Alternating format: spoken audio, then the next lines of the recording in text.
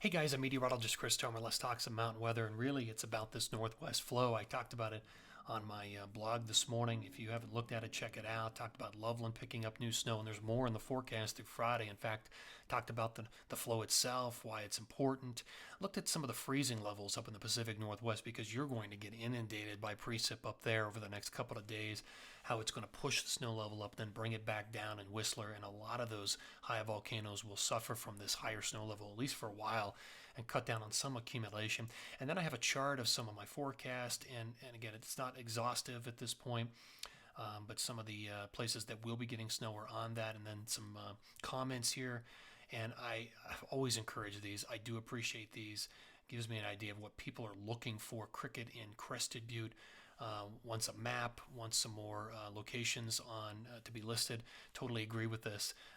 Just getting this blog off the ground and have big plans for it in the future. Some other exciting stuff, even another service I'd like to start that's going to be much more exhaustive. So just keep the comments coming if you have stuff like this that you want to see. I'll put it on my list, which I have done now that I see that. So let's jump into the forecast here.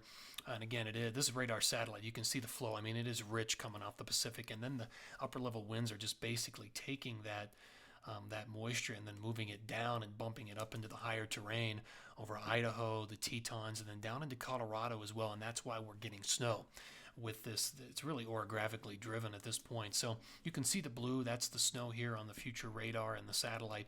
And look at all the precip hitting the Pacific Northwest. Notice a lot of it's just green. Unless you're really high up with this will be transitioning over to a lot of rain in a number of these places in the Pacific Northwest before the levels come back down tomorrow. In Colorado, this is Friday morning at 5 a.m. Notice the snow along I-70 and north. You're going to get some nice additional accumulations out of this. I'd say moderate in some places. Back up in the Pacific Northwest, again, dealing with rain, and then the levels start to drop, and that will encourage more snow. But this is Saturday. You can see some of the leftover moisture moving through the upper Rockies and parts of Yellowstone, the Tetons, and also into Idaho and western Montana. Not a lot with that on Saturday. Mainly just cloudy down in parts of Utah and Colorado. Looking at California, it just looks incredibly dry for quite some time. The flow, the storm track, just not conducive in that area. Now look at this. This is some nice moisture, a new wave hitting the Pacific Northwest by Saturday night, Sunday morning, and that's some nice snow up there around Whistler, Alpine, into BC, and into the interior, and potentially with that overrunning snow all the way down into Alberta. At that point, Sunshine and Revelstoke get it. Marmot Basin will be getting that. Kicking Horse by the time, and even western and northwest Montana. If we can bring the levels down, we'll start to get some snow in those areas. And notice mainly dry across Utah, Colorado, and California, New Mexico. The flow is just, look how far north that is. By Monday, it's way up into BC.